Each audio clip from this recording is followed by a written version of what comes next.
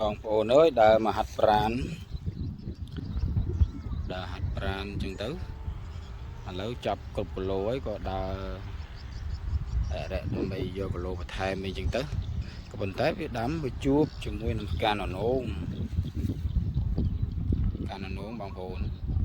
កាណនងនេះនៅលើកពតថ្មមួយប្រហែលជាគ្មានម្ចាស់ទេវាដុះតែឯងហ្នឹងទៅអញ្ចឹងក៏គិតថាចង់យកផ្កានឹងទៅបូជាព្រះនឹងគុណព្រះអង្គអញ្ចឹងទេក៏សូមលើកដៃប្រណម្យដល់អស់ពួកទេវតាអ្នកតាម្ចាស់ទឹកម្ចាស់ដីនិងម្ចាស់ទាំងឡាយណាអើយតែបើសិនជារបស់នេះមានម្ចាស់ខ្ញុំសូមខន្តីអភ័យអត់ទោសសូមយកការទៅបូជាគុណព្រះសម្មាសម្ពុទ្ធហើយណាហើយក៏សូមទេវតាដឹងឮតាមម្ចាស់ទឹកម្ចាស់ដីដឹងឮដែរថាខ្ញុំមិនលួចទេខ្ញុំសូមការនឹងយកទៅបូជាព្រះបូជាគុណព្រះសម្មាសម្ពុទ្ធហើយក៏ពួកលោកបានដឹងឮហើយកុំឲ្យថាខ្ញុំជាចោរណាកុំឲ្យខ្ញុំដាច់សិលខ្ញុំហើយពួកលោកទៅតាមខ្ញុំទៅទទួលអនុមោទនាកុសលជាមួយខ្ញុំនេះកុសលជាមួយខ្ញុំបេះបានហើយមួយកាណនង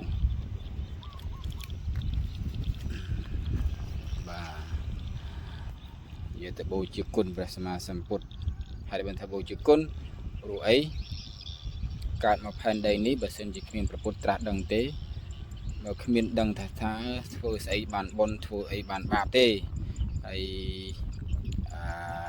ករណីមួយទៀតដូចជាលក្ខណៈដែលធ្វើយ៉ាងណាដើម្បីកុំឲ្យបាបកើតមកលើយើងកុំឲ្យកម្មអាក្រក់កើតមកលើយើង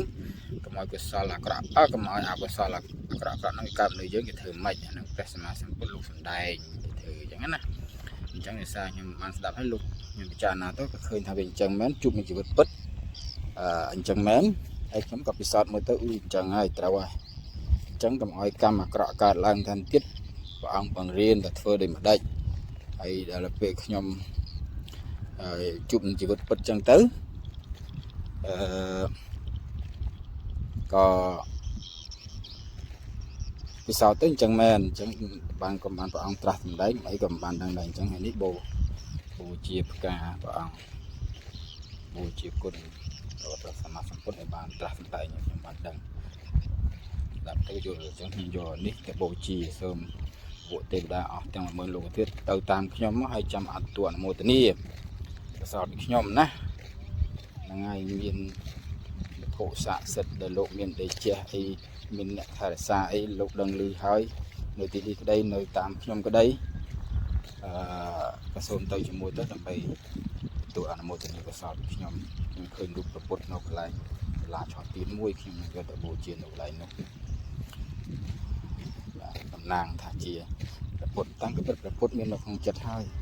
គ្រាន់ថាយើងឃើញមានរូបណាមួយយកអារម្មណ៍គិតថានោះជាព្រះពុទ្ធទៅហើយបូជាទៅនឹកដល់ព្រះពុទ្ធទៅអញ្ចឹងជាការស្រេចណាអូខេហើយពិសោធន៍រករកទេវតាខ្មោចព្រាយបិសាចទាំងឡាយណាដែលមានការជ្រះថ្លាជាមួយព្រះសម្មាសម្ពុទ្ធក៏រតនាទៅបើមិនមានទេទៅក៏បានទៅក៏បានទោះអនុមោទនាកុសលពីខ្ញុំកាណនងអូខេ thank you